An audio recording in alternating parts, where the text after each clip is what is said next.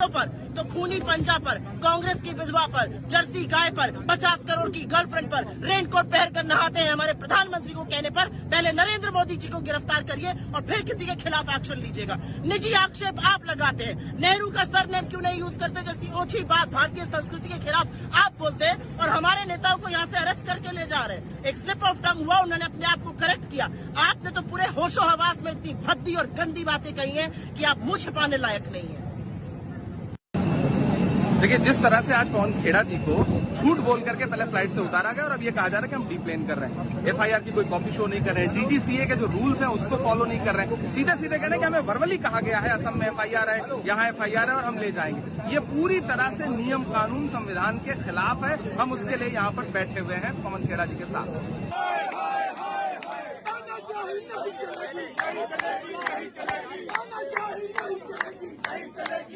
इसी खबर पर सीधे न्यूज रूम से हमारे साथ नितिन चौधरी हमारे साथ लाइव जुड़ चुके हैं ज्यादा जानकारी के साथ। नितिन, क्या हुआ पूरा विवाद, कैसे जो है ये पवन खेड़ा पे इतना ज्यादा सियासी गर्मी देखने को मिली?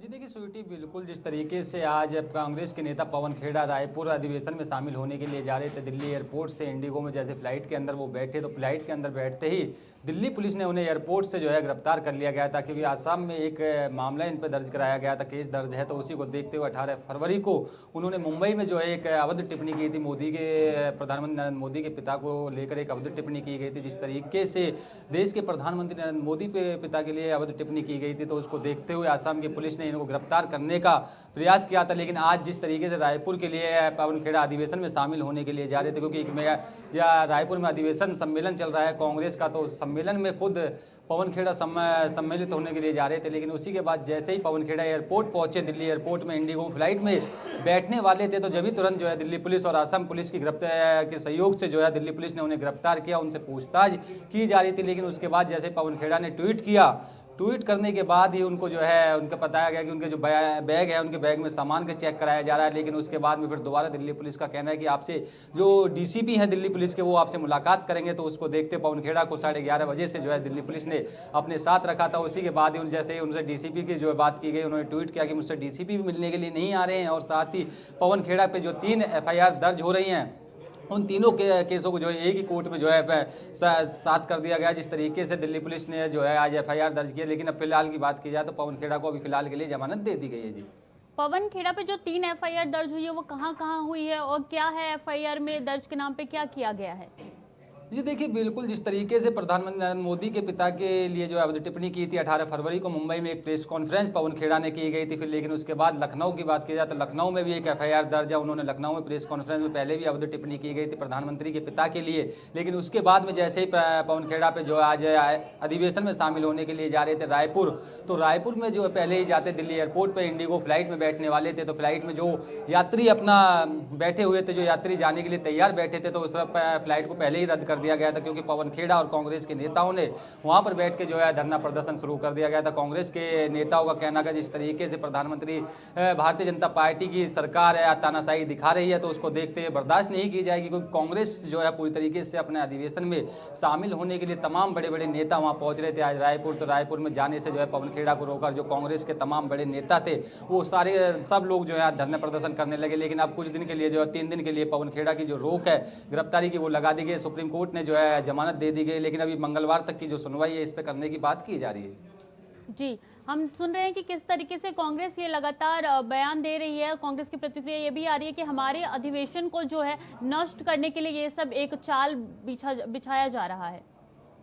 जी देखिए, बिल्कुल जिस तरीके से कांग्रेस का जो अधिवेशन था रायपुर में होने जा रहा है, तो उसी को देखते हुए कांग्रेस ने ये आरोप भी लगाया कि भारतीय जनता पार्टी पहले से डरी हुई है। जिस तरीके से कांग्रेस जो है मजबूत होने की बात कर रही है, क्योंकि राहुल गांधी ने पहले भी इस पर भी टिप्पणी की थी जब वो अपने जो है भारत जोड़ो यात्रा कर रहे थे। भारत जोड़ो यात्रा में भी राहुल गांधी को देखते हुए उनकी सुरक्षा की बात की जाए तो सुरक्षा पर भी चूक देखने को मिली थी। तो उन्होंने पहले भी प्रधानमंत्री नरेंद्र मोदी और गृह मंत्री अमित शाह से ये बात पूछी थी कि जिस तरीके से मेरी सुरक्षा में जो चूक हुई है उसके जो जिम्मेदार है आखिरकार कौन है। भारतीय जनता पार्टी के लोग हैं, उन्होंने ये अब जो है टिप्पणी की थी। लेकिन उसी के बाद जैसे कांग्रेस का कहना है जैसे कांग्रेस मजबूत होती जा रही है, उस मजबूत को देखते हुए भारतीय जनता पार्टी को बर्दाश्त नहीं हो रही, इस तरीके की जो हार है वो देखने को मिल रही है। तो उसको देखते हुए प्रधानमंत्री नरेंद्र मोदी और अमित शाह और भारतीय जनता पार्टी पे कांग्रेस ने अपना जो है ठीकरा फोड़ने का काम शुरू कर दिया। लेकिन कांग्रेस के नेताओं का कहना है कि ये जो लंबी लड़ाई है, खुद पवन खेड़ा ने ये बात कही आज जब गिरफ्तार उनको कर लिया गया था, उसके बाद उन्होंने ये कहा कि लंबी लड़ाई रहेगी, लंबी लड़ाई लड़ने के लिए खुद तैयार हूँ। और कांग्रेस जो है पूरी तरीके से जिस तरीके से अधिवेशन यहाँ रायपुर में होने जा रहा है, कांग्रेस की जीत को देखते हुए कांग्रेस 2024 का जो मूल मंत्र है उसके तमाम जो बड़े नेता हैं आज रायपुर जो है अधिवेशन में शामिल होने के लिए जा रहे थे। खुद पार्टी के राष्ट्रीय प्रवक्ता भी है पवन खेड़ा, और साथ ही उन्होंने जो है तमाम बड़े बड़े मुद्दों पे जो है बातचीत भी की थी। लेकिन उसके बाद मीडिया से बातचीत करते हुए पवन खेड़ा ने यही कहा कि मैं लंबी लड़ाई लड़ने के लिए धन्यवाद आपका तमाम जानकारी की हमारे साथ साझा करने के लिए।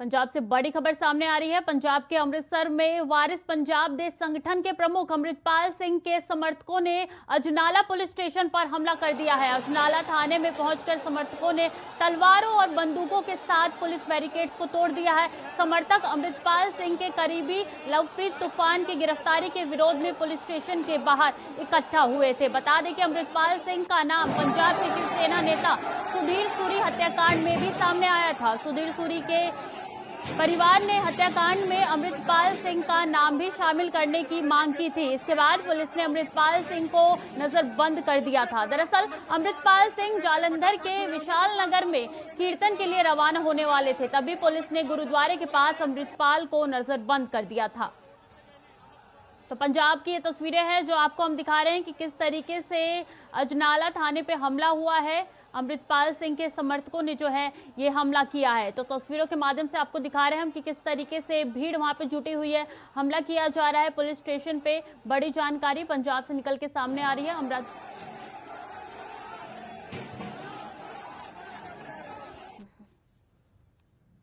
बड़ी खबर, विधानसभा में लगे जय श्री राम और जय समाजवाद के नारे। बीजेपी ने राज्यपाल का बहुत समय बर्बाद किया। अखिलेश यादव ने कहा है जो योजनाएं दी गई वो जमीन पर नहीं है। अखिलेश यादव ने कहा है यूपी की अर्थव्यवस्था बेहतर होगी तो देश की भी होगी।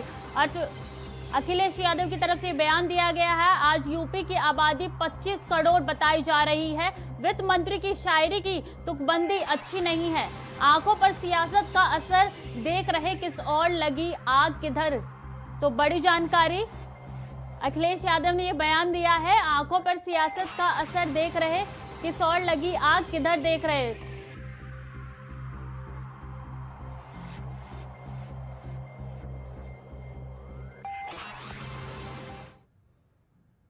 उत्तर प्रदेश के प्रयागराज जिले के प्रतापपुर सीट से समाजवादी पार्टी के विधायक विजय यादव को 22 साल पुराने मामले में दोषी करार दिया गया है। एमपी एमएलए कोर्ट ने साल 2001 में हुए बवाल और आगजनी के मामले में विजय को दोषी करार दिया है। उन्हें 1.5 साल की सजा के साथ ही 1 लाख रुपए का जुर्माना भी लगाया गया है। वहीं अगर 2 साल से अधिक की सजा होती तो विजय की विधानसभा सदस्यता समाप्त हो गई होती।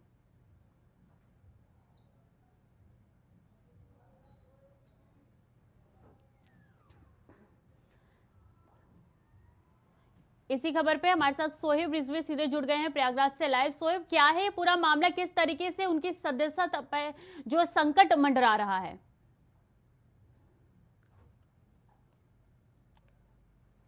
सोहेब, आपको मेरी आवाज आ रही है? बिल्कुल, निश्चित तौर पर अब मैं आपको सुन पा रहा हूँ। लेकिन जो आज की सबसे बड़ी खबर कह सकते हैं, विजय यादव जो यहाँ पे प्रतापपुर एक जगह है वहाँ की विधायक है समाजवादी पार्टी से, उन पर एक खतरा मंडरा रहा था। उनको 22 साल एक मामले में आज उन पर दोष साबित हुआ और उन पर सजा का ऐलान किया गया। 1.5 साल की उनको सजा दी गई है।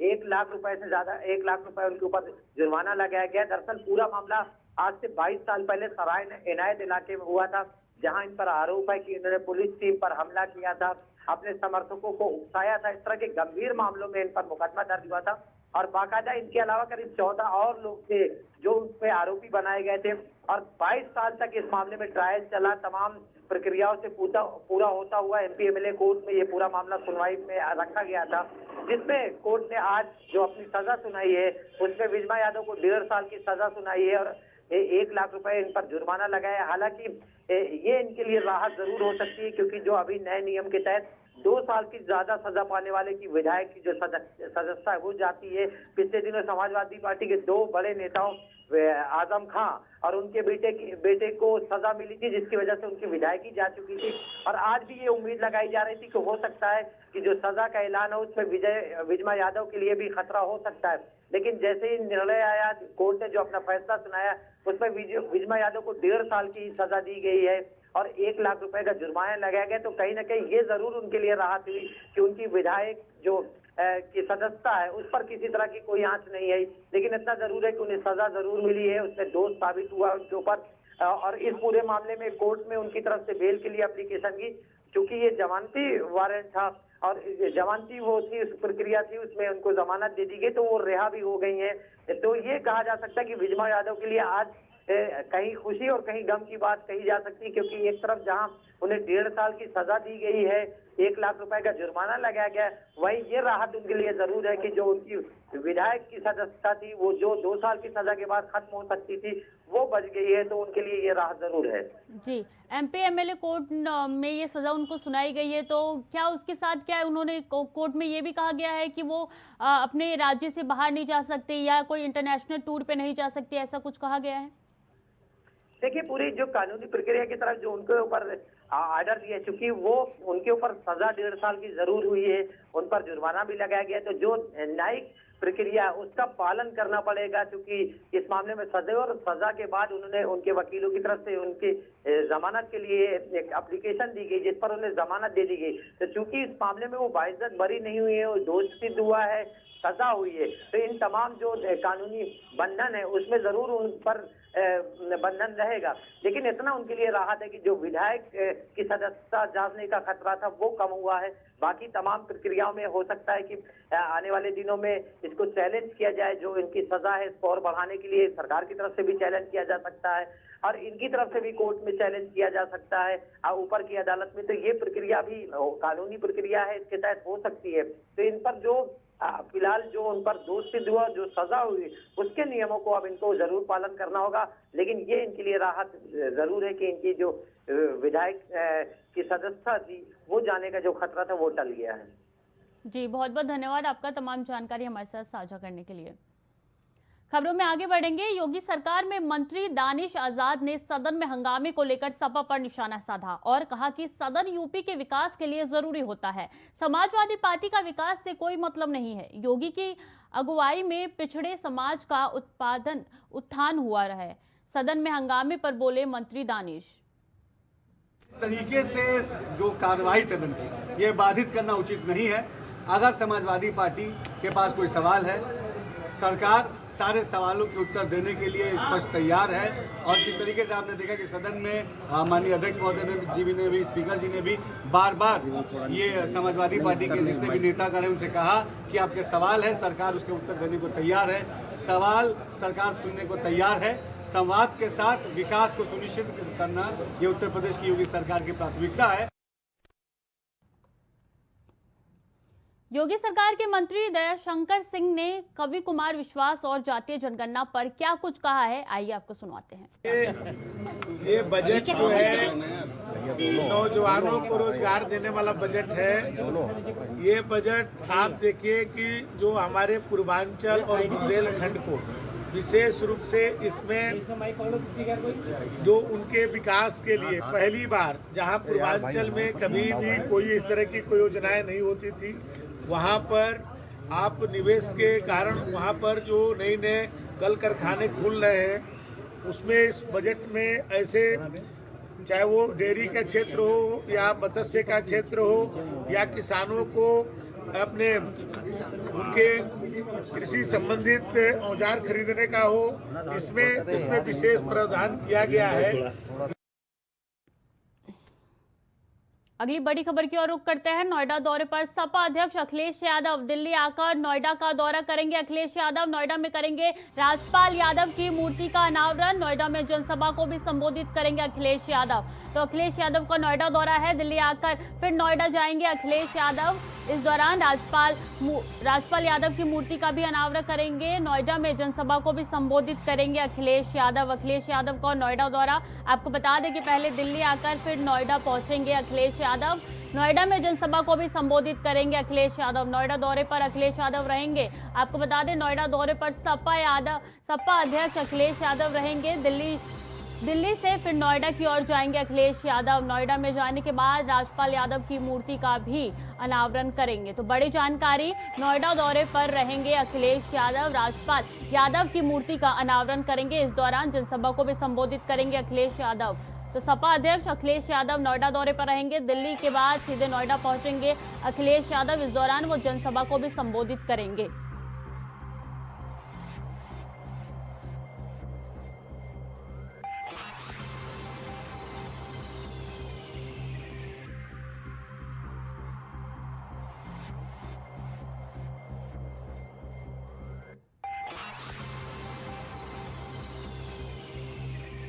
इसी खबर पर नितिन चौधरी हमारे साथ सीधे जुड़ चुके हैं। नितिन, कैसा रहने वाला है ये दौरा और क्या कुछ होने वाला है मूर्ति के अनावरण के बाद?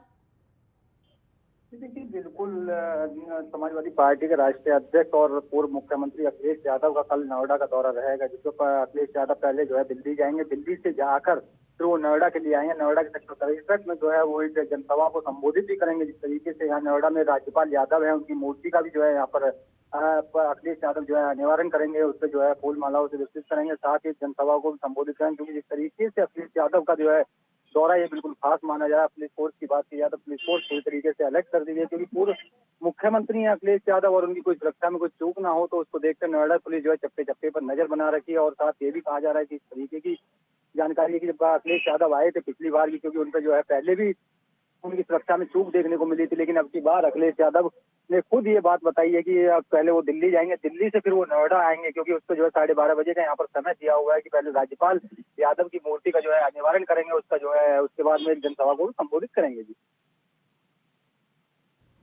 अच्छा, सिक्योरिटी की बात की जाए तो क्या कुछ इंतजाम होंगे वहाँ पे? जी देखिए, बिल्कुल पूर्व मुख्यमंत्री हैं अखिलेश यादव और उसके बाद यहाँ पर जो सुरक्षा व्यवस्था की बात की जाए तो सुरक्षा व्यवस्था पूरी तरीके से चौबंद कर दी गई है। चप्पे चप्पे पर नजर बनाई हुई है, क्योंकि पहले भी आए थे अखिलेश यादव, उनकी कुछ सुरक्षा में जो चूक हुई थी, तो उसको देखते हुए अब की बार खुद नोएडा की कमिश्नर जो है लक्ष्मी सिंह, वो खुद इस मुआयना कर रही है, वहाँ पर जा रही है, जहाँ पर कल वो सेक्टर 63 जो है चजारती गाँव में आएंगे। वहाँ पर राज्यपाल यादव की जो मूर्ति है उसके घर में जो है अनावरण करेंगे और साथ ही एक जनसभा को भी संबोधित यहाँ पर अखिलेश यादव करेंगे। पुलिस फोर्स पूरी तरीके से मुस्तैद लगा दे, चप्पे चप्पे पर नजर बनाए हुए है, क्योंकि पूर्व मुख्यमंत्री हैं और साथ ही उनके साथ में तमाम सुरक्षा व्यवस्था भी पूरी तरीके से चौकन्ना कर दी। अच्छा, ऐसा सुनने को आ रहा है कि पहले दिल्ली जाके फिर नोएडा पहुंचेंगे वो, तो दिल्ली में क्या कुछ कार्यक्रम रहने वाला है उनका? जी देखिए, बिल्कुल पहले जो है अखिलेश यादव जो है दिल्ली से चलिए आएंगे। दिल्ली पहले अपने आवास पे जाएंगे, उसके आवास के बाद जो है दिल्ली में वो थोड़ी देर अपने कार्यकर्ताओं से मुलाकात करेंगे। मुलाकात करने के बाद अखिलेश यादव कल 12:30 बजे जो है यहाँ पर सेक्टर 63 नोएडा का चजारती गाँव है, वहाँ पर जो है एक राज्यपाल यादव की जो मूर्ति है उसका अनावरण करेंगे और साथ ही उसके बाद एक जनसभा को संबोधित करेंगे। जी, बहुत बहुत धन्यवाद नितिन तमाम जानकारी के लिए।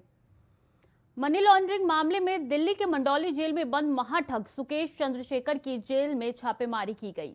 सेल में छापेमारी की गई। इस दौरान अधिकारियों को उसकी सेल में लग्जरी आइटम मिले हैं। सेल का सीसीटीवी फुटेज भी सामने आया है, जिसमें सुकेश रोता नजर आ रहा है।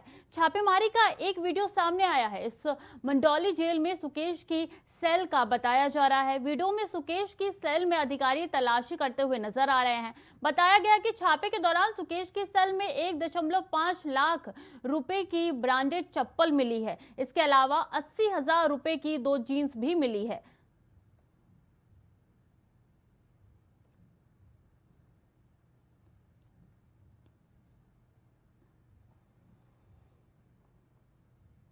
खबर शाहजहांपुर से है, जहां पुलिस बड़ी सफलता हाथ लगी है। पुलिस को चौक कोतवाली ने 2 महिलाओं सहित 3 ठगों को गिरफ्तार किया है, जिनके कब्जे से सोने चांदी की नकली ज्वेलरी और नकदी भी बरामद हुई है।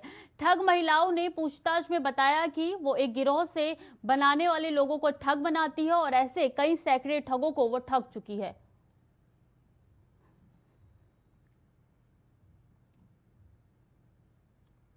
तो कब्जे से सोने चांदी और नकदी बरामद की गई है। शाहजहांपुर से ये खबर हम आपको बता रहे हैं। गिरोह बनाकर ठगने का काम करती थी महिला और सैकड़ों लोगों को वो ठग भी चुकी है। पुलिस ने इनके पास से ज्वेलरी और कई नकदी बरामद किया है। इन्होंने ये भी कहा है कि अभी तक हमने कई ऐसे ठग को अंजाम दिए हैं।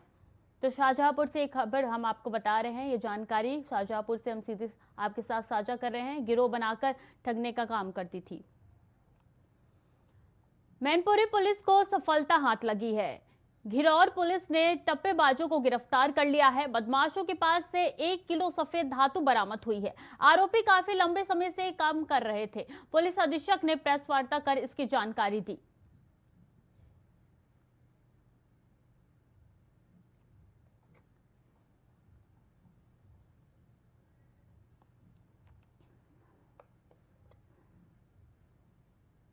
फिलहाल के लिए बुलेटिन में इतना ही। बाकी खबरों के लिए देखते रहिए इंडिया वॉइस।